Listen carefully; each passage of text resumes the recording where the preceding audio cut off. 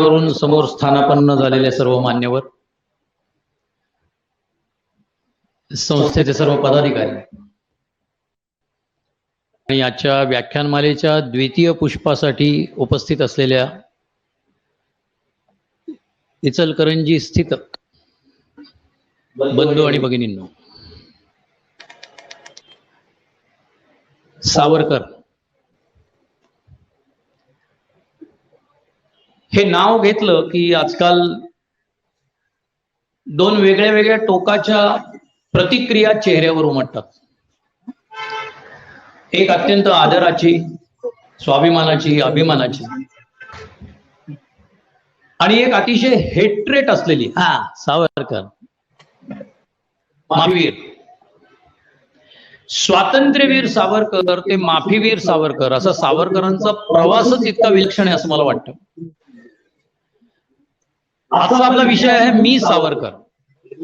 काही वर्षांपूर्वी यावेळेला दिल्लीमध्ये अण्णा हजारेंनी आंदोलन केलं होतं लोकपाल साठी, भ्रष्टाचार मुक्त भारतासाठी. त्यावेळेला प्रत्येकाने गांधी टोपीवर मैं अण्णा हजारे, मी अण्णा हजारे, आणि मग ते मी कोणीतरी अशा पद्धतीची एक प्रोपगंडा करायची पद्धतच सुरू झाली.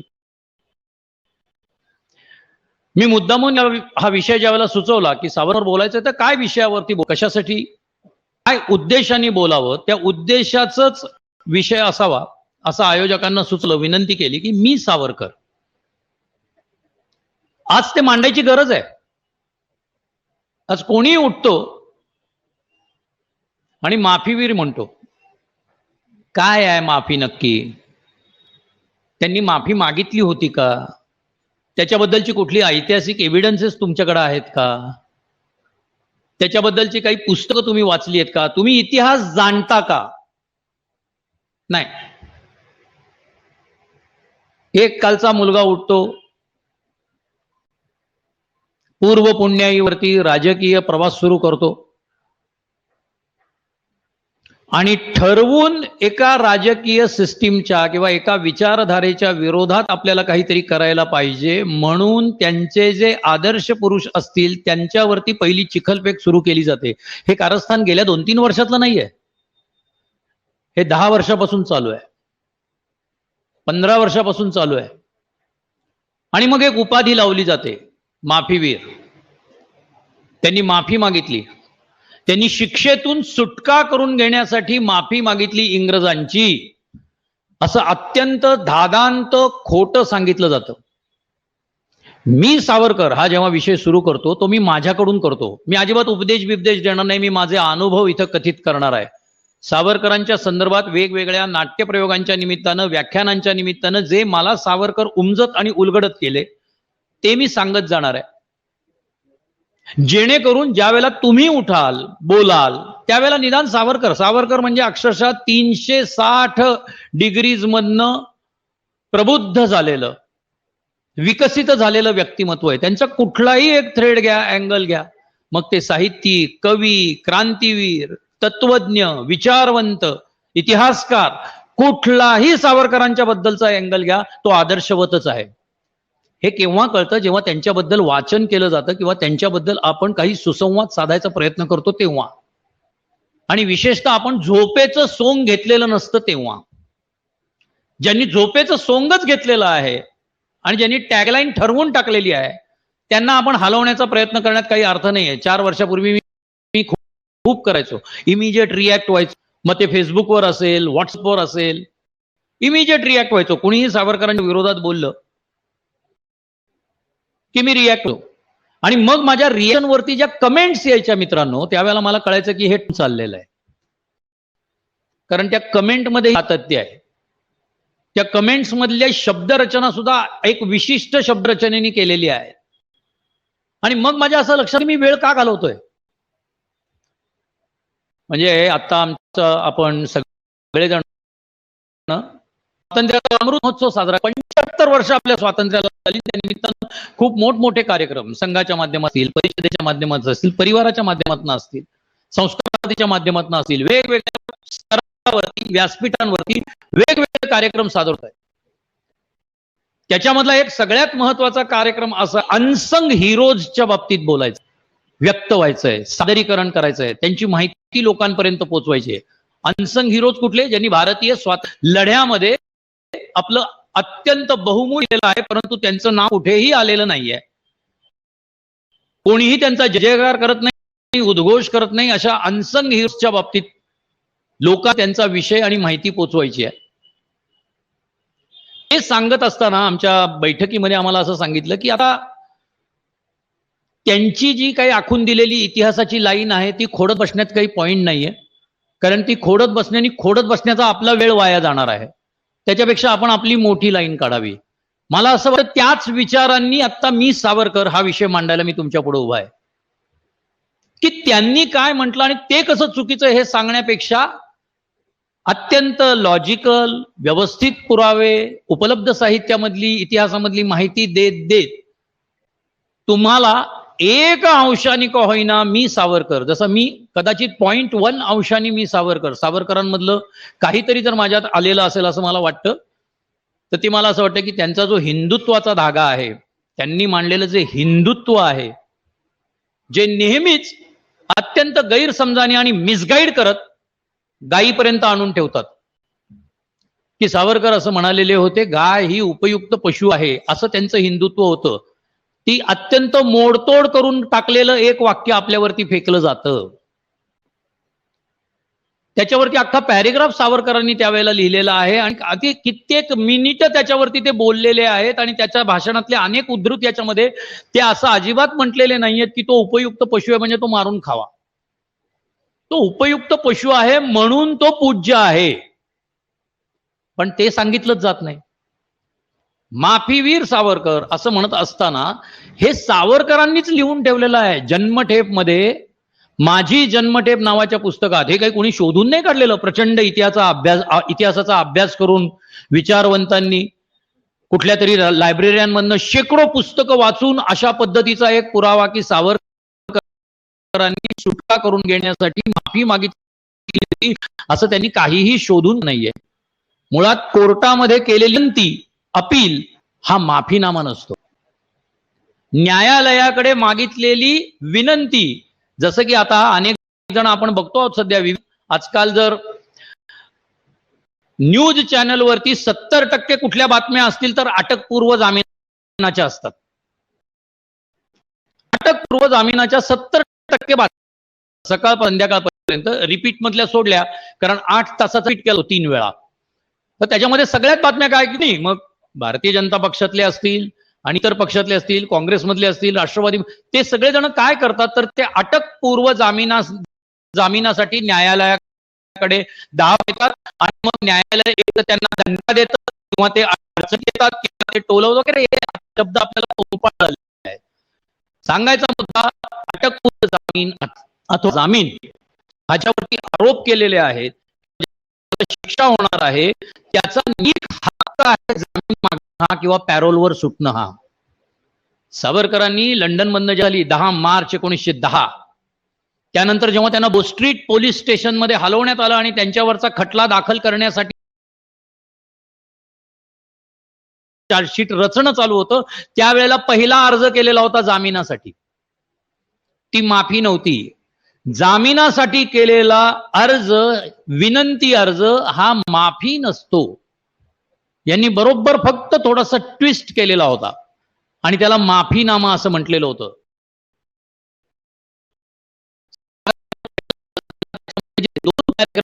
दोन पॅरेग्राफ त्यांच्या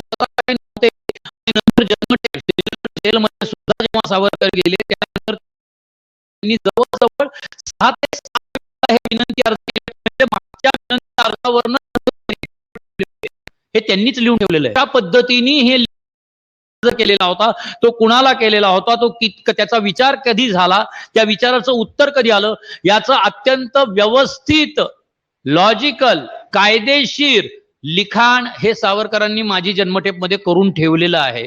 तीच माहिती फक्त यांनी केली. विनंती अर्जाला माफी पत्र म्हटलं.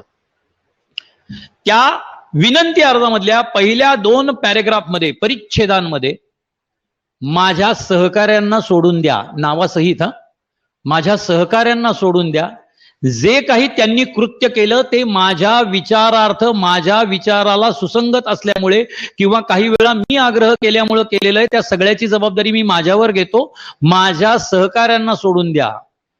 हे सावरकर सेल्युलर जेलमध्ये जन्मठेप भोगत असताना सुद्धा लिहिलेल्या पहिल्या पॅरेग्राफ्स मधनं त्यांनी हेच लिहिलेलं आहे. आणि तदनंतर स्वतःविषयी लिहिलेलं आहे. आणि ते अतिशय कायदेशीररित्या लिहिलेलं आहे की मी जामिनासाठी कसा योग्य आहे. कारण कुठलेही पुरावे त्यांच्याबद्दल हे झालेले नव्हते, सिद्ध झालेले नव्हते. एक चतुर्भुज आमीन नावाचा इंडिया हाऊस मध्ये राहणारा जो बावर्ची होता, त्यांनी माफीचा साक्षीदार म्हणून मुंबईत आल्यानंतर जे सांगितलं त्याच्यावरनं सावरकरांना अटक केली किंवा सावरकरांवर जे 2 जन्मठेपा झाल्याचे जे आरोप आहेत त्यातला एक जो आरोप होता की जॅक्सन वधासाठी आणि कर्झन वाईच्या वधासाठी जी शस्त्र पुरवली गेली ती सावरकरांनी पुरवली, हे त्या चतुर्भुज आमींनी सांगितल्यावरनं त्यांनी तो अख्खं कुभांड रचलेलं होतं इंग्रजांना, कारण त्यांना अटक करायचीच होती. त्यामुळे कुठलाही प्रत्यक्षदर्शी साक्षीदार नव्हता, कुठलेही पुरावे नव्हते, कुठलेही लिखित पुरावे नव्हते. सावरकरांनी जी बातमीपत्र, सावरकरांची बातमीपत्र, लंडनची बातमीपत्र म्हणून जे लंडनमध्ये असताना 1905 ते 1910 या कालावधीमध्ये जे लिखाण केलं आणि जे हिंदुस्थानात पाठवलं, जे काळ, केसरी व अन्य वर्तमानपत्रामध्ये आलं, त्याला त्यांनी राजद्रोह आणि इंग्रजी सत्ता उलथून टाकण्यासाठी केलेला कट अशामध्ये पुरावा म्हणून त्या लिखाणामुळे इंग्रजी सत्ता की जिच्यावरती सूर्य त्यांची सत्ता उलटून टाकता येऊ शकते का, तर त्याच्यावरनं राजद्रोही लिखाण केलं म्हणून त्यांच्यावरचे आरोप होते. या दोन्ही आरोपांना अनुषंगून सावरकरांनी वारंवार जी विनंती पत्र लिहिलेली होती त्याच्यामध्ये त्यांनी हेच सांगितलेलं होतं.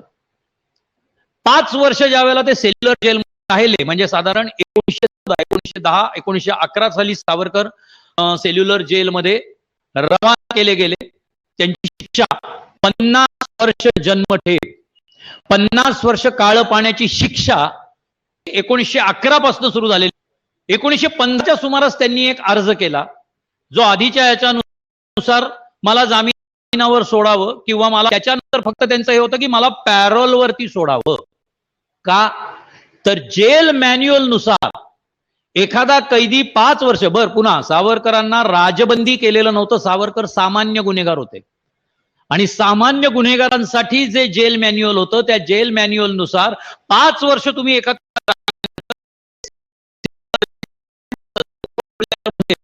तुम्हाला आपल्या कुटुंबासहित बाहेर राहण्याची परवानगी दिली होतं. सावरकरांनी वकिलीचा अभ्यास केलेला होता, सगळ्यांना माहिती आहे. त्या जेल मॅन्युअल नुसार सावरकरांनी 4था का 5वा अर्ज लिहिला होता. पहिल्या 3 अर्जामध्ये विविध कायद्याच्या कसोटी प्रयत्न होते, परंतु जेल मॅन्युअल नुसार त्यांनी 4था का 5वा अर्ज केलेला होता की मला बाहेर राहण्याची परवानगी द्यावी, पोर्ट ब्लेअर सोडून राहण्याची परवानगी द्यावी असं त्यांनी म्हटलेलंच नव्हतं. आणि हे सगळं करत असताना सावरकरांनी हे कुठल्याही इथे जे कोणी वकील असतील किंवा ऍडव्होकेट असतील त्या सगळ्यांना साधारण माहिती आहे की आपण सुटका करून घेण्यासाठी किंवा तो जो काय अर्ज करतो त्याच्यात पहिल्यांदा मेहरबान कोर्ट असं म्हणतो, माननीय कोर्ट असं म्हणतो. म्हणजे त्यांचं लांगुल चालन झालं का? नाही, हा एक अर्ज लिहिण्याचा फॉर्मॅट आहे. पण नाही, त्यांच्यासाठी सावरकरांसाठी ते लांगुल चालन होतं, मेहरबान कोर्ट म्हटलं. आणि त्यांनी हेच लिहिलेलं होतं की मी कुठेही कुठल्याही पुन्हा एकदा क्रांती कार्यामध्ये, हिंसक कार्यामध्ये सहभाग घेणार नाही अशी मी खात्री देतो. आता याच्यामध्ये इथे माफी कुठं आली? आपल्या कुटुंबासहित पुढील 55 वर्ष, पुढील 55 वर्ष, कारण तुम्हीच गळ्यामध्ये तो बिल्ला अडकवला होता. सुटका कधी होणार होती? 1961 साली. धरलं कधी होतं? 1911 साली. शिक्षा कधी सुरू झाली? 11 साली. आणि तुम्हीच त्यांना की तुम्हाला आता जन्मठेप 2 काळ्या पाण्याची शिक्षा वेगळी वेगळी भोगावी लागेल. कायदा काय सांगतो की ज्यावेळेला तुम्हाला शिक्षा होते त्यावेळेला धरल्यापासूनचे दिवस कॅल्क्युलेट केले जातात. म्हणजे 13 मार्च 1910 पासूनचे दिवस कॅल्क्युलेट केले पाहिजेत. म्हणजे तेही 1.5 वर्ष केलं पाहिजे, पण तसं केलं नाही. सेल्युलर जेलमध्ये पाऊल ठेवण्यापासूनचा किंवा भायखळाच्या तुरुंगामध्ये, डोंगरीच्या तुरुंगामध्ये जेव्हा होते तेव्हापासूनचे दिवस कॅल्क्युलेट केले आणि ते 50 वर्ष. इतका न्याय होत असेल, न्यायदानातनं होत असेल, अशा पद्धतीने वेगळे विनंती अर्ज करून सुटका करून घेणं हे सावरकरांचं कर्तव्य होतं, जबाबदारी होती असं वाटतं. आणि ते मी पुढे सांगणारच आहे. 5व्या वर्षी, शिक्षेच्या 5व्या वर्षी सावरकरांनी सांगून टाकलं, किंवा सावरकरांनी तो विनंती अर्ज केला की मला इथून पोर्ट ब्लेअरच्या जमिनीचा तुकडा दिला जायचा आणि जमीन कसायला दिली जायची, कुटुंबासहित राहता यायचं, अशा पद्धतीचं प्रावधान हे जेल मॅन्युअल मध्ये केलेलं होतं. पण सावरकरांना त्यांनी जवळजवळ 10 विनंती अर्ज केले त्यांच्या 10 वर्षाच्या सेल्युलर जेलच्या कालमध्ये. त्या एकाही विनंती अर्जाला सकारात्मक प्रतिसाद सरकारने दिला नाही. का? जर माफीच मागायची होती, तुम्ही म्हटलात त्याप्रमाणे सावरकरांनी अनेकदा लोटांगण घातलं, कागदाच्या याच्यानुसार 10 वेळा लोटांगण घातलं असं म्हटलं पाहिजे. आपण असं म्हणतोय की विनंती अर्ज केले, तर ते 10 वेळा केलेल्या विनंती अर्जातनं 1 दिवसाची सुद्धा सुटका सावरकरांना आणि बाबारावांना सेल्युलर जेलच्या शिक्षेमधून मिळाली नाही. का नाही मिळाली? कारण तुम्ही इथं काहीही म्हणा, त्यांचं सावरकरांच्या हयातीनंतर ज्यांची लायकीही नाही अशा माणसांनी काहीही त्यांच्याबद्दल बोलावं, पण सावरकरांची लायकी, सावरकर नक्की काय आहेत, सावरकर हा कसा धगधगता निखारा आहे, हे ब्रिटिशांना माहिती होतं. ब्रिटिश शत्रू फार चांगले ओळखायचे. त्यांना भारतामध्ये ठेवता आलं असतं ना. जे ब्रिटिशांना अत्यंत धोकादायक वाटत होते त्या सगळ्यांना दिलेल्या शिक्षा या भारताबाहेर दूर किनाऱ्यावरती दिल्या गेल्या. लक्षात ठेवा, वासुदेव बळवंत फडक्यांपासून ते मंडालेला लोकमान्य टिळकांपर्यंत. एडनला ठेवलं होतं त्या वासुदेव बळवंत फडक्यांना, पायात हातापायात मनाचे साखळदंड घालून. त्याही परिस्थितीत तिथल्या ती शिक्षा भोगत असताना दरवाजा उचकटून एका रात्री पलायनाचा प्रयत्न सुद्धा वासुदेव बळवंतांनी केला, तो यशस्वी नाही झाला. सावरकर बंधू कुठं ठेवलं? Port Blair, cellular jail. त्यावेळेला सेल्युलर जेलला पृथ्वी तलावरचा नरक म्हटलं जायचं, की काळ्या पाण्यासाठी तिथे जाणारा कैदी हा कधीही जिवंत परतत नसायचा. अशा पद्धतीने ज्या वेळेला हे सगळं तो राळ उठवला जायला लागला वर्तमानपत्रातून आणि याच्यातून आणि सोशल मीडियामधून, माफीपत्र, त्यावेळेला मी एका व्याख्यानात म्हटलो की हे जे कोणी म्हणतात ना माफीपत्र, काही जणांनी तर इतकी घाणेरड्या पद्धतीने एका राजकीय पक्षाच्या मुखपत्रातून का त्या पुस्तिकेमधून सावरकरांच्या सेल्युलर जेलमधल्या वास्तव्याबद्दल अत्यंत घाणेरड्या पद्धतीने लिखाण केलं गेलं होतं, ज्याच्यावर गदारोळही झाला. सावरकरवादी जी माणसं, सावरकरांना मानणारी जी माणसं असतात ती लगेच नागाचा फणा काढल्यासारखी काढतात आणि तो काढलाच पाहिजे. त्यासाठीच अशा व्याख्यानांचं आयोजन करण्याचं हे असतं, लक्षात ठेवा. तर त्यावेळेला ज्यावेळेला हे अशा पद्धतीने की कसे ते सेल्युलर जेलमध्ये राहत होते, काय होत होतं, त्यावेळेला मनात एक विचार आला जो तुमच्याही मनात होणार आहे, किंवा तुम्ही तो अनुभव घ्या. ज्यावेळेला मी विनायक दामोदर सावरकर या नावाचा प्रयोग करायचा, याची माझी सावरकर तीर्थ एकूण 2-3 आहेत. एक भगूर, नाशिक, रत्नागिरीचा तुरुंग आणि सगळ्यात मोठं तीर्थ ज्याला आपण पंढरपुरा इतकी मोठी मान्यता दिली किंवा काशी विश्वेश्वरा इतकी दिली पाहिजे, ते म्हणजे पोर्ट ब्लेअर सेल्युलर जेल. 2ऱ्या मजल्यावरच्या त्या खोलीमध्ये सावरकरांच्या प्रतिमेसमोर उभा राहिलो. संध्याकाळची वेळ होती. त्या सेल्युलर जेलमधली पद्धत अशी की संध्याकाळी 5 वाजता ते जेल बंद केलं जातं. 4:30 पासूनच लोकांना बाहेर काढलं जातं, कारण नंतर जो लाईट अँड साऊंड प्रोग्राम सुरू होणार असतो त्याच्यासाठी त्यांना तो सगळं रिकामा करायचा असतो. तर 4:15 मीच मजल्यावरच्या तिथल्या सगळ्या खोल्या उघडता येतात, आतमध्ये जाता येतं, त्या सेल्युलर जेलच्या मध्ये जाता येतं. तर म्हणलं आपण एक अर्धा तास बसून बघावं. 4 वाजलेले होते, 4:30 वाजेपर्यंत तिथं बसून बघावं. आणि मी एका कोठडीमध्ये बसलो, मांडी घालून बसलो आणि सावध इतिहास आठवत असताना 4थ्या मिनिटाला अस्वस्थ होऊन बाहेर पडलो. का? 4थ्या मिनिटाला साधारण 50 ते 60 मोठाले डास माझ्या भोवती घो घो घो करत होते, चेहऱ्यावर बसले होते, कपाळाला चावते. म्हणजे ते डास मारता मारता मेटाकुटीला येऊन मी बाहेर आलो. सांगायचा उद्देश, मला डास चावत होते हा नाही. 1911 ते 1921 त्यावेळची सेल्युलर जेलची परिस्थिती. आता निदान ते पर्यटन स्थळ झालंय. पोर्ट ब्लेअरला मधुचंद्राला येणारी कुटुंबही तिथे येऊन बघत असतात. आपण वेगळ्या भावनेने जातो, पण बाकी तिथल्या वेगवेगळ्या बेटांवरती मधुचंद्र साजरा करणारे सुद्धा तिथे येतात आणि सेल्फ्या काढत बसलेले असतात. त्यावेळची परिस्थिती म्हणजे सावरकरांनीच माझी जन्मटेपमध्ये हे लिहून ठेवलंय, उवा, जळवा, मुंग्या, तुमच्याच जखमांना लागलेल्या मुंग्या. काय भयान परिस्थिती असेल की जळूनी पूर्ण रक्त शोषून गेल्यानंतर जळू ही बाजूला पडते, पण त्यातनं रक्त ठिपकत राहतं. रात्रीत तुम्हाला जर कळलं नाही, एक फळकूट असायचं झोपण्यासाठी, त्या फळकुटावरनं रात्रीत तुम्हाला कळलं नाही तर त्या रक्ताला मुंग्या लागायच्या. हे वर्णन लिहून ठेवलंय. काय यातना. बरं, सावरकरांनी तेच केलंय की हे एक एकदाच लिहून ठेवलंय. 10 वर्षात त्यांना हे किती वेळा भोगावं लागलं.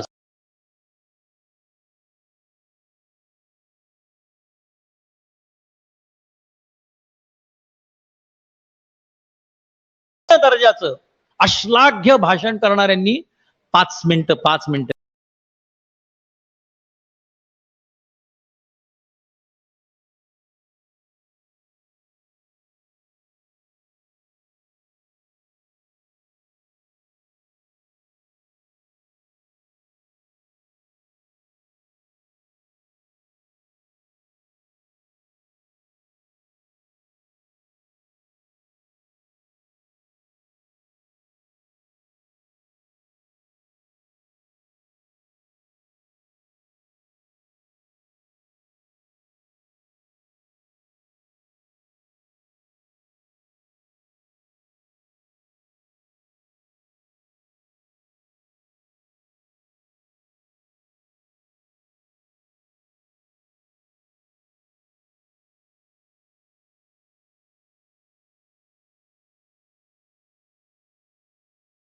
आणि शर्ती या लागू होतातच.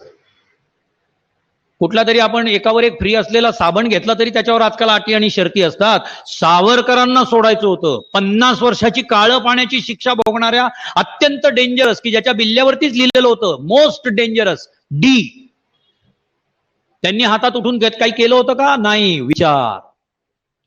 इंग्रजांच्या दृष्टीने सगळ्यात वाईट कुठली गोष्ट होती सावरकरांच्या बाबतीतली?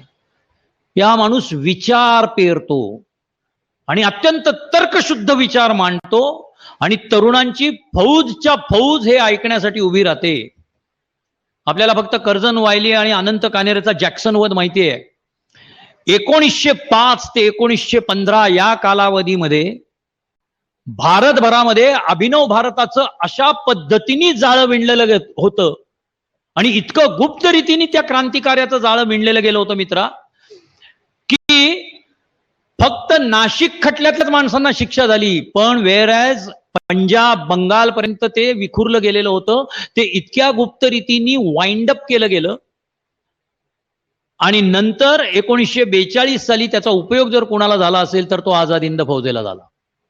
युरोप मधल्या अभिनव भारताच्या अनेक सदस्यांचा उपयोग हा नेताजी सुभाषचंद्र बोसांना झाला, कारण पेरून सावरकरांनी ठेवलेलं होतं. हे जे विचार पेरणं आहे, ही जी जाज्वल्य विचाराची अग्निशिखा, खूप मी विशेषण वगैरे लावतोय, साहित्यिक बोलतोय असं वाटेल कदाचित, पण खरोखरी सावरकर म्हणजे आग होती. अटलजींचं ते सावरकर याने तेग, तलवार, त्याग, तत्व, तीखापण हे तुम्ही ऐकलं असेल युट्यूबवर. आणि खरोखरी सावरकर तसे होते आणि ते मोस्ट डेंजरस होते. म्हणून त्यांची सुटका करताना अटी आणि शर्ती या लागू होणारच होत्या. माफी नाही मागितली. सावरकरांनी फक्त हे लिहून दिलं. आता त्यातली गोष्ट अशी आहे की क्रॅडॉक नावाचा गृहमंत्री हा सेल्युलर जेलच्या भेटीला गेला, भारताचा गृहमंत्री त्यावेळचा, आणि त्याची आणि सावरकरांची जी भेट झाली त्याच्यामध्ये सावरकरांनी पुन्हा कायदेशीररित्या त्यांनी कुठलाही वेगळं काही मागितलेलं नव्हतं, की आता 10 वर्ष झालेली आहेत आणि तोपर्यंत भारतामधून सुद्धा अनेकांकडून दिल्लीपर्यंत आवेदनं दिली गेलेली होती की यांची सुटका करावी, सावरकर बंधूंची सुटका करावी, बंगालमधून आलेल्या क्रांतिकारकांची सुटका करावी, अशी लाखोच्या स्वाक्षऱ्यांची आवेदनं दिली गेलेली होती आणि सरकार विचार करायला लागलेलं होतं.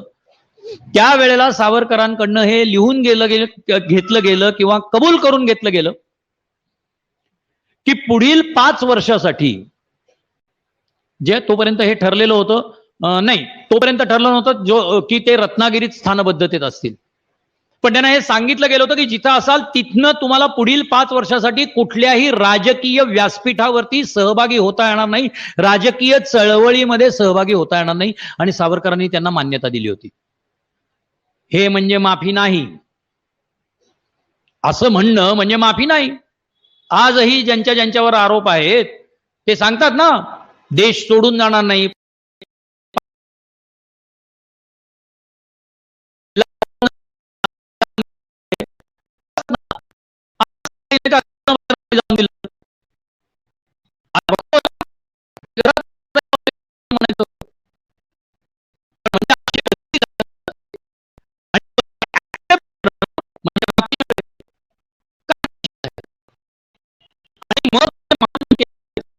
आत्ताच नाही, त्याही वेळेला सेल्युलर मध्ये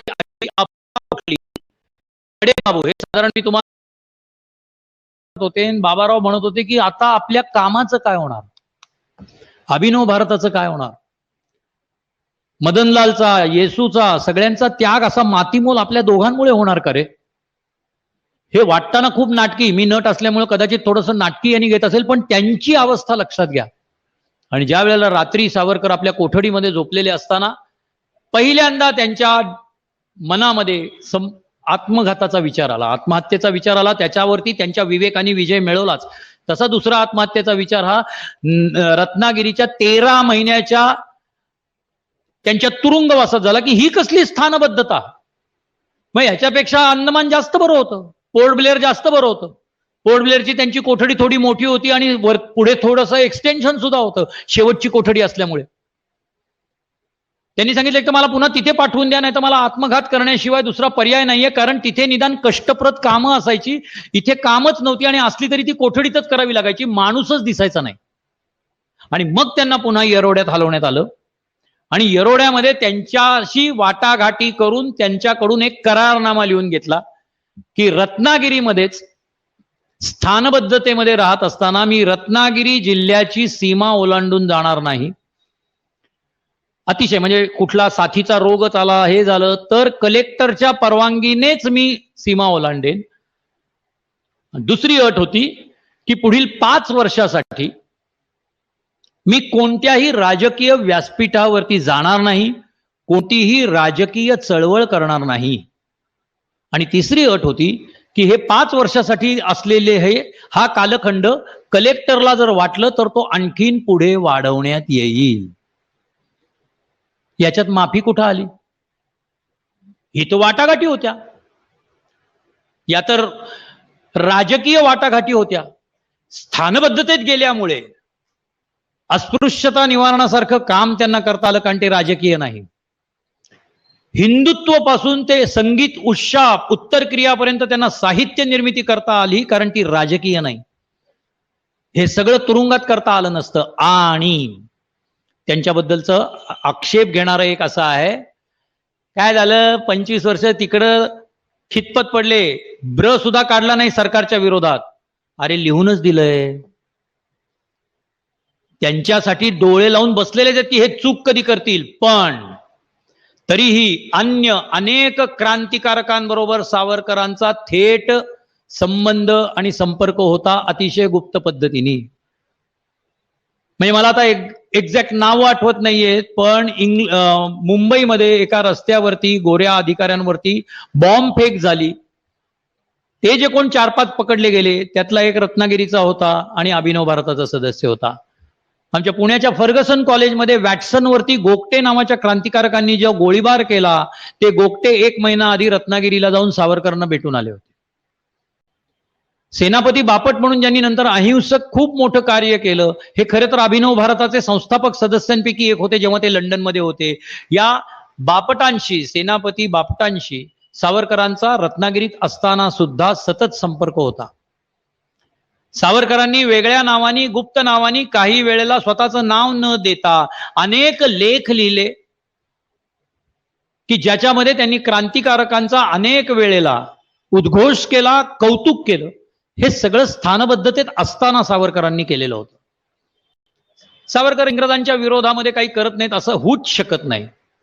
याला कारण ते त्या एका जबाबदारीतूनच त्यांनी स्वतःची मुक्तता करून घेतली होती, म्हणजे तुरुंगातून स्थानबद्धतेत आलेले होते. ती जबाबदारी होती हा देश स्वतंत्र करणं.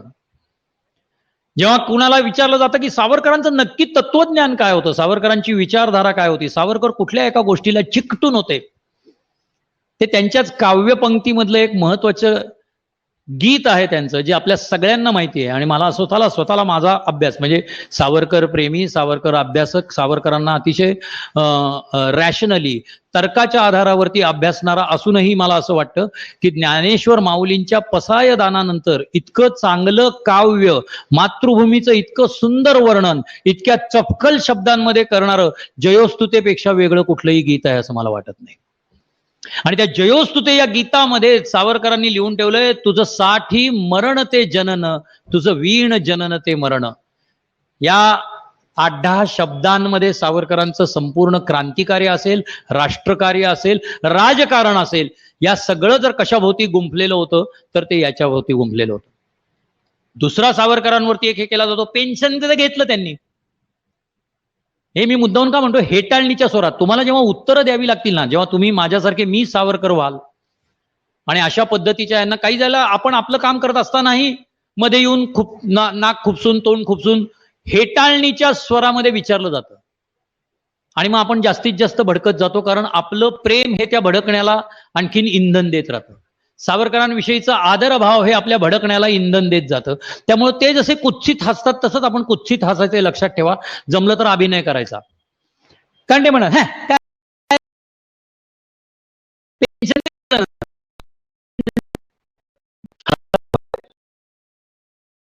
पेन्शन पुन्हा एकदा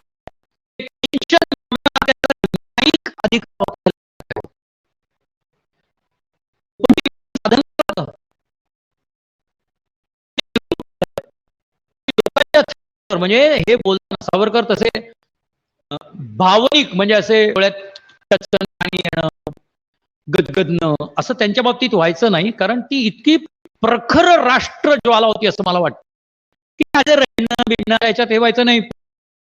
₹100 थैली नाशिक मधल्या एका संस्थेनी नाशिक मधून गोळा करून ज्या वेळेला दिली, ती घेत असताना केलेक्षणात सावरकरांनी हे केलेलं आहे. मला यातला एक एक रुपया मोलाचा वाटतो, का तर हा विचार जगावा म्हणून नागरिकांनी मला अर्पण केलेली ही थैली आहे. नाहीतर ते पुन्हा खूप रॅशनल होते. क्रांतिकारकांच्या कुटुंबांनी जगायचं कसं? त्यांनाही पोट आहे, त्यांनाही भूक लागणार आहे, 2 वेळा त्यांनाही जेवण हवंय. त्यांच्या घरी पाहुणे आले तर निदान 4 कप चहा तरी करावा, अर्धा कप दिला आणि स्वतःचा रिकामा ठेवला तरी. हे मुद्दामून का सांगतोय? मुंबईत सावरकर सदन मध्ये कित्येकदा सावरकरांचा चहाचा कप रिकामा असायचा आणि हे ठेवलेलं आहे. नावाचे एक सावरकरांचे अतिशय इष्ट होते, भक्त होते आणि ते सावरकरांच्या सेवेला हजर असायचे मुंबईतनं. त्यांनी सावरकरांच्या ज्या आठवणी लिहून ठेवलेल्या आहेत त्याच्यामध्ये हे लिहून ठेवलेलं आहे की इतर पाहुण्यांना अर्धा कपच चहा दिला जायचा, सावरकरांचा कप रिकामा असायचा. कारण दूध परवडायचं नाही, चहाची पत्ती परवडायची नाही, कारण दिवसाला किमान 25-30 माणसं भेटायला यायची. कमी 25 ते 30 माणसं. कुठलं आंदोलन छेडलेलं असेल, कुठल्या तरी गोष्टीसाठी राजकीय दृष्ट्या हिंदू महासभेचा एखादा कार्यक्रम असेल तर ती संख्या 50-50 पर्यंत जायची. तर अशा सावरकरांनी पेन्शनसाठी अर्ज केला, कारण तो त्यांचा न्यायिक हक्क होता. आणि एकट्या सावरकरांना नाही, त्या कालखंडात राजबंदी असलेल्यांना किंवा राजकीय शिक्षा, सरकारने दिलेली शिक्षा भोगण्यासाठी जे भोगत होते त्यांच्या उपजीविकेसाठी जे पेन्शन दिलं जायचं ते इंग्रज सरकारकडनं दिलं जायचं. आणि तेही सावरकरांनी मागणी केल्यानंतर 3 का 4 वर्षांनी मिळायला सुरुवात झालेली होती. एरियर्स मिळाले की नाही माहित नाही आपल्याला, आजकाल आपल्याला त्या भाषा कळतात, एरियर्स वगैरे, त्या मिळाल्या की नाही माहित नाही, पण तेही ₹6 मिळायला लागलेले होते. आणि मला असं वाटतं की हे आहे ना, अरे तुम्ही जर आज पेन्शन नाही म्हणून आज कित्येक नोकर परमनंट झालेले सरकारी नोकर असतील किंवा हे असतील, ते आता पेन्शन बंद झालंय. 2004 नंतर का 2003 नंतर पेन्शन नावाचा प्रकार बंद झालाय सरकार दरबारी. त्याच्यासाठी वाद घालताय, युनियन भांडतायत.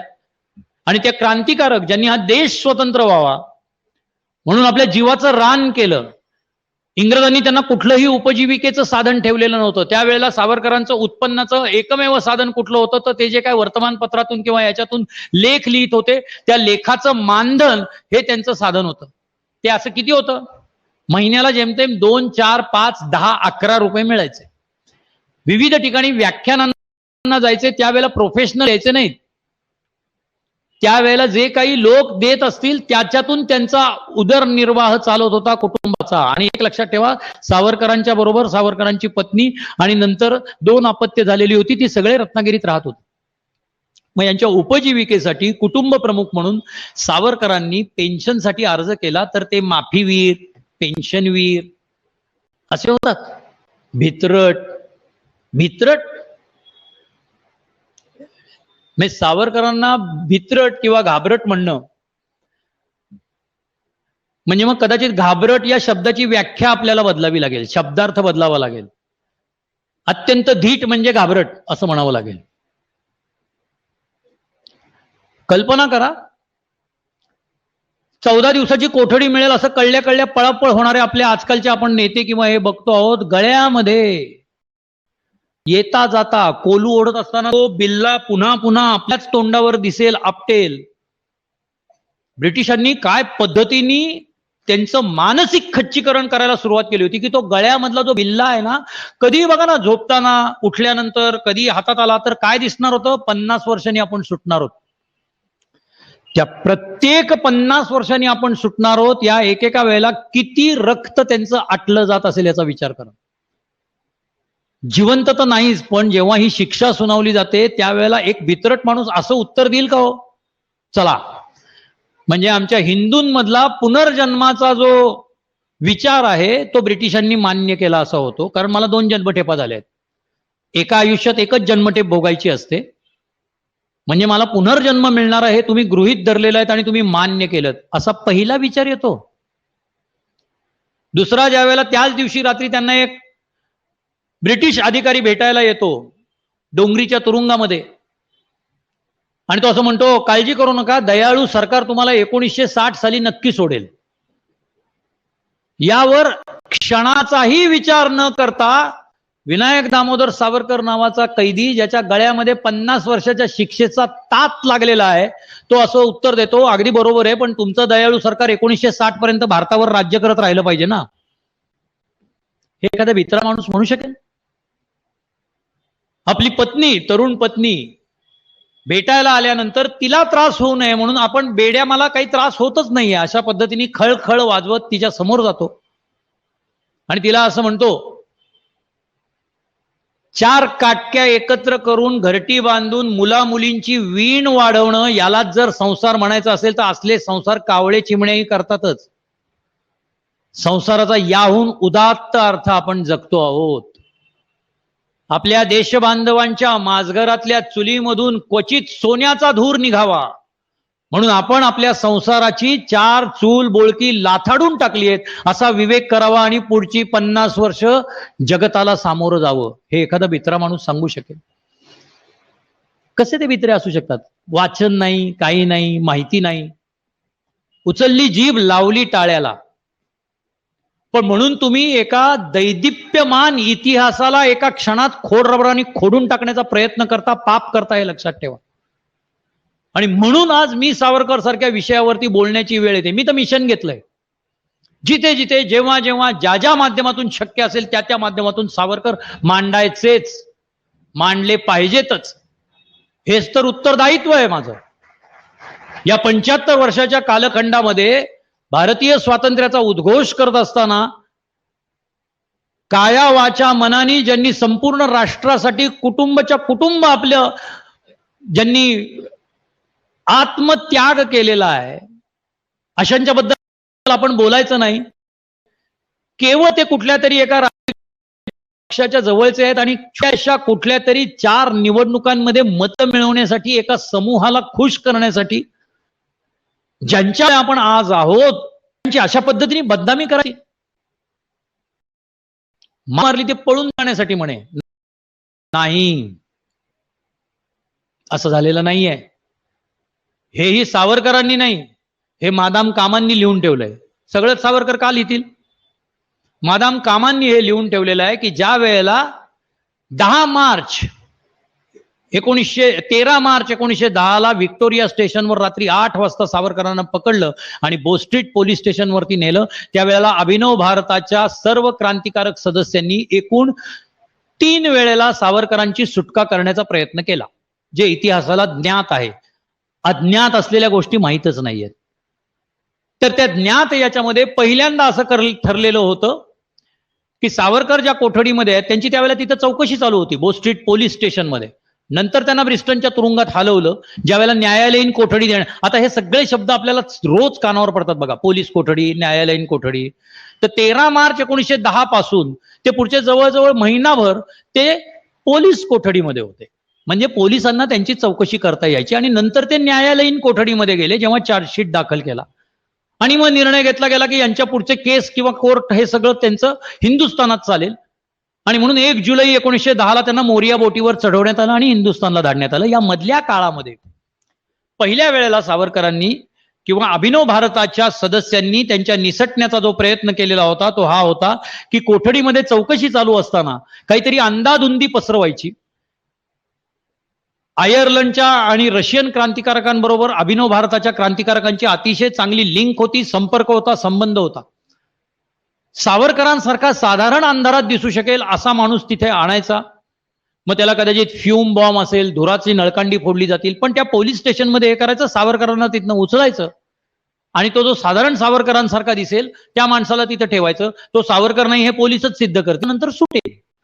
थोड्या यातना सहन कराव्या लागतील, पण तो क्रांतिकारक होता आणि त्यांनी तयारी दर्शवली होती की पुढचे 6 महिने मी कोठडीत राहायला तयार आहे. परंतु म्हणजे आपण असं आहे ना की शत्रू पक्षाला कमी लेखलं नाही पाहिजे. स्कॉटलंड यार्डचं गुप्त पोलीसही इतके होते की त्यांना या साधारण या प्लॅनचा अंदाज आला आणि तो प्लॅन फसला. म्हणजे सावरकर ज्या वेळेला ते धुराचं नळकांड वगैरे फोडलं गेलं आणि धूर दूर झाला त्यावेळेला सावरकरांना कोठडीतनं बाहेरच काढलं नाही, चौकशीच्या कोठडीत आणलंच गेलं नाही आणि सावरकर पुन्हा आतच राहिले. दुसरा प्लॅन असा होता की बोस्ट्रीट पोलीस स्टेशन पासून बोस्ट्रीट कोर्टापर्यंत जेव्हा जायचं असायचं त्यावेळेला त्यांना गाडीतून नेलं जायचं पोलिसांच्या. सो ती गाडीच आपण हायजॅक करायची आणि सावरकरांना सोडायचं आणि गाडी पुन्हा तिथंच करायची, असा प्लॅन आयर्लंडच्या क्रांतिकारकांनी केला होता. सिनफिन नावाची एक क्रांतिकारी संघटना होती. त्या सिनफिन क्रांतिकारी संघटनेने अभिनव भारताच्या मदतीने असं करायचा प्रयत्न केला. तोही प्लॅन फसला, कारण सावरकरांना त्या दिवशी कोर्टाच्या तारखेला जे नेलं गेलं ते दुसऱ्या मार्गाने नेलं गेलं. आणि तिसरा प्लॅन जो होता तो मार्सेलिसच्या उडीचा होता. सगळं ठरवून झालेलं आहे. मार्सेलिसच्या उडीपर्यंत सावरकर या बेतात आलेले होते की आपल्याला हिंदुस्थानला धाडणार हे नक्की आहे आणि आपल्याला जन्मठेप किंवा फाशी होणार हे नक्की आहे, कारण सरकारने तसं ठरवून टाकलंय की याला संपून टाकायचा. हा गृहस्थ पुन्हा क्रांतिकार्यासाठी उपयुक्त म्हणजे योग्य ठेवायचाच नाही. आणि म्हणून त्यांनी असं ठरवलं की मी मार्सेलिसला जेव्हा केव्हा मला बोटीवर चढवण्यात येईल त्यावेळेला पहिला थांबा जो असायचा तो मार्सेलिसच्या बंदराचा असायचा. तिथे इंधन भरण्यासाठी किंवा इतर याच्यासाठी जहाजं नांगर टाकायचे आणि ते फ्रेंच बंदर होतं.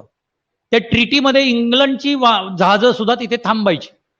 आणि पहाटेच्या तो सगळ्यांना तो इतिहास माहितीये की सावरकरांनी पहाटेच्या वेळेला उडी मारली आणि ते समुद्रातून पोहत पोहत गेले. म्हणजे भित्रा माणूस असेल तर असं नाही करू शकत.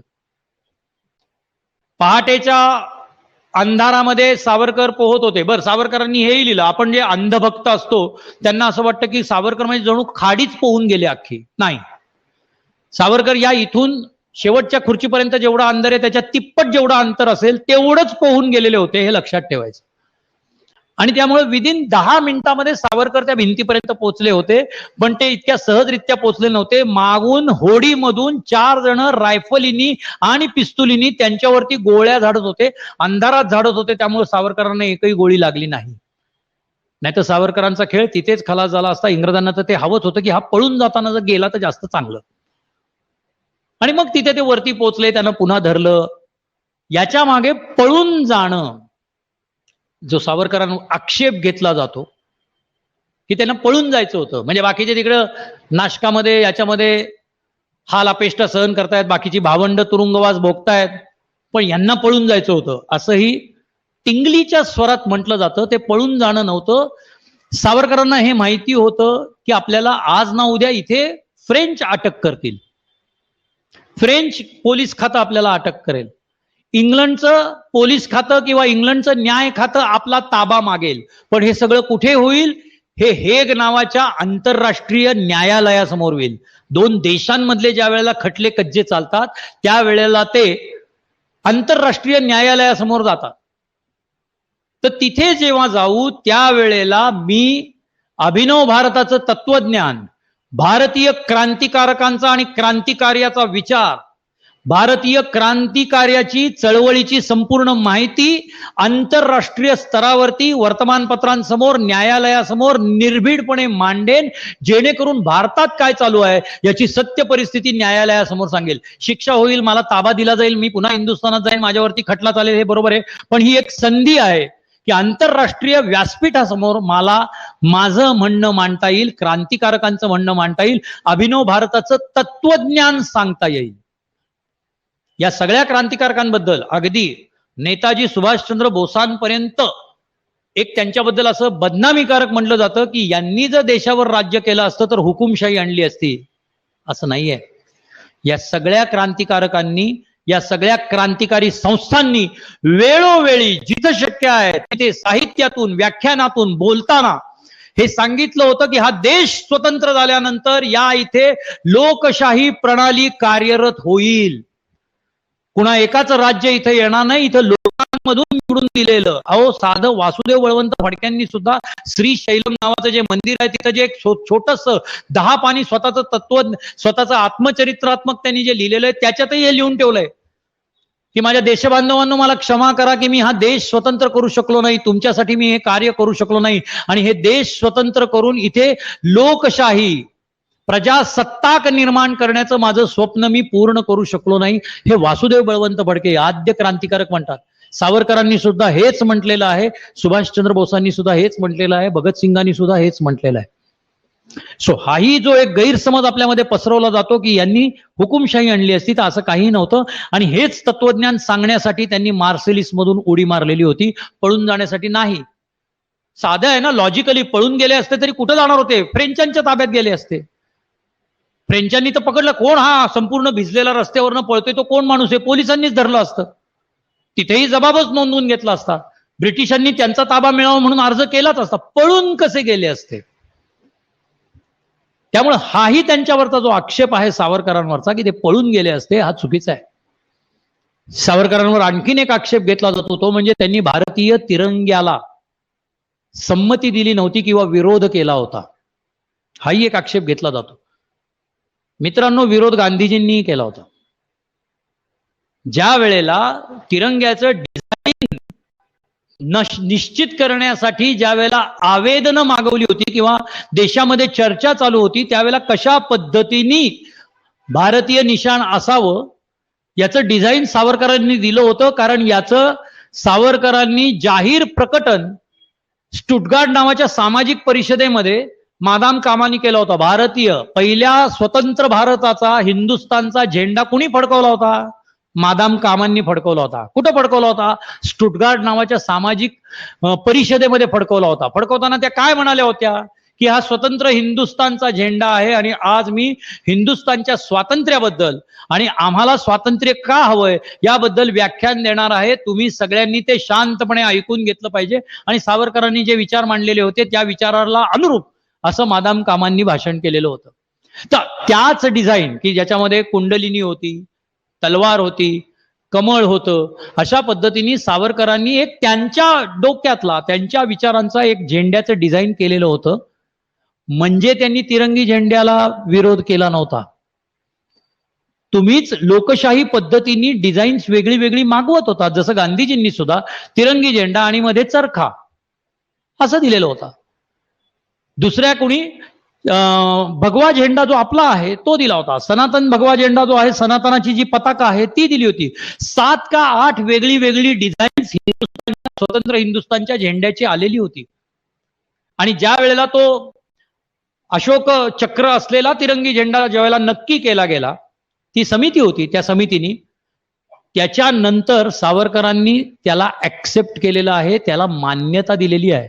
का तर मान्यता देणारे ते कोण? तर ते भारताचे नागरिक होते आणि त्यांनी एक वेगळ्या पद्धतीच्या झेंड्याचं डिझाईन दिलेलं होतं.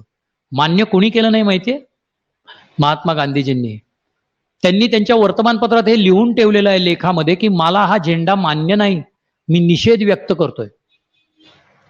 असं असतं तर 15 ऑगस्ट 1947 साली सावरकरांनी सावरकर सदनाच्या गच्चीमध्ये तिरंगी झेंडा फडकवलाच नसता आणि शिवाय त्यांचा हिंदू महासभेचा झेंडा त्यांनी फडकवला होता. सावरकरांचा झेंड्याला विरोध नव्हता. सावरकरांचा हिंदुत्ववाद, ज्याच्याबद्दल मी सावरकर असं मिशन घेणारे आपण सगळ्यांनी बोललंच पाहिजे. सावरकरांचा हिंदुत्ववाद हा धार्मिक नाही. सावरकरांनी लिहून ठेवले हे सगळ्यांना माहिती आहे, पण आपण ते ठामपणे बोलत नाही. हिमालयापासून सिंध सागरापर्यंत या मातीला पितृभूमी मानणारा प्रत्येक नागरिक हिंदू आहे. तो त्याच्या पूजा पद्धतीप्रमाणे काय करतो तो त्याचा धर्म वेगळा असेल, ज्याला ते पूजा पद्धती म्हणायचे. मग ती नमाज असेल, आरती असेल, इतर कुठलंही म्हणजे जैन, सिख हे कोण असतील, हे त्यांची वेगळी पूजा पद्धती आहे. परंतु म्हणजे त्यांनी हे सगळं राष्ट्राय स्वाहा, या राष्ट्रासाठी अशा पद्धतीने ही हिंदुत्वाची व्याख्या दिलेली होती की सिंध सागरापासून ते हिमालयाच्या शिखरापर्यंत या भूमीला, जिथं आता गडबड आहे, या भूमीला स्वतःची पितृभूमी, आपण मातृभूमी म्हणून सावरकरांच्या शब्दात त्यांनी पितृभूमी म्हटलेलं आहे, आपली पितृभूमी असं मानणारे सगळे हिंदू आहेत. हिंदू ही जगण्याची पद्धत आहे. म्हणजे आजही जेव्हा परमपूजनीय सरसंघचालक असं सांगतात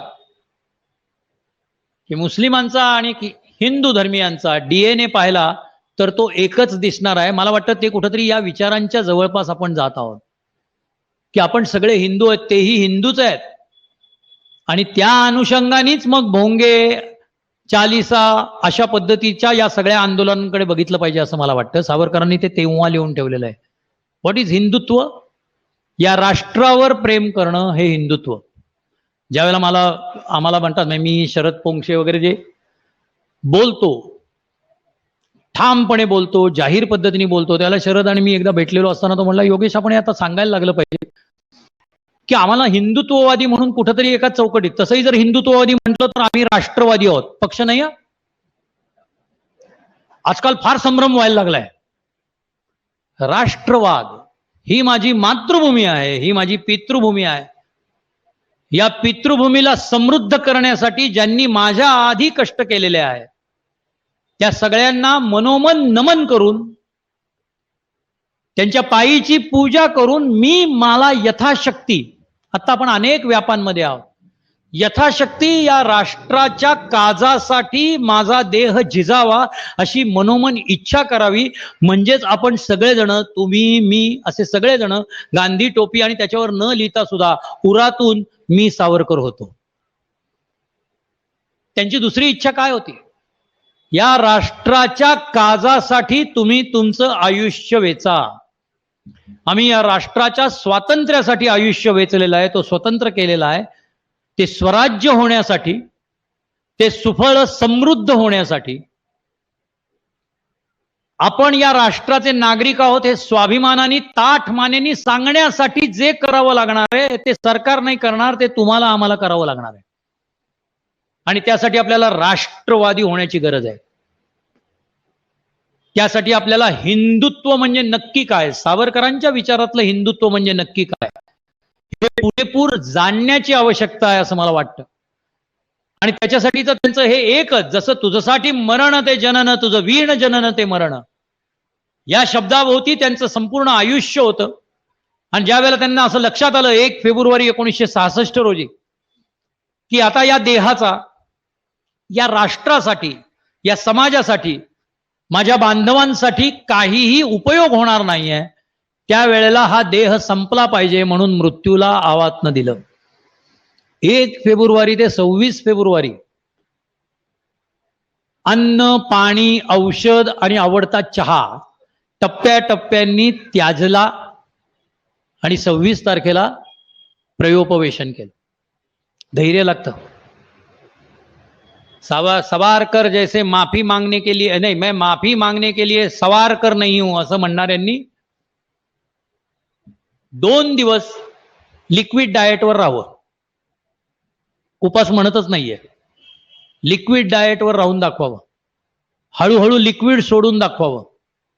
हळूहळू औषधं सोडून दाखवावीत, मग सावरकर कळतील. सावरकरांनी जे भोगलेलं आहे आणि ज्या पद्धतीने आयुष्य जगलेलं आहे ना, ते कळण्यासाठी मी सावरकर होणं खूप गरजेचं आहे. त्याशिवाय आपल्याला सावरकर समजूच शकत नाही.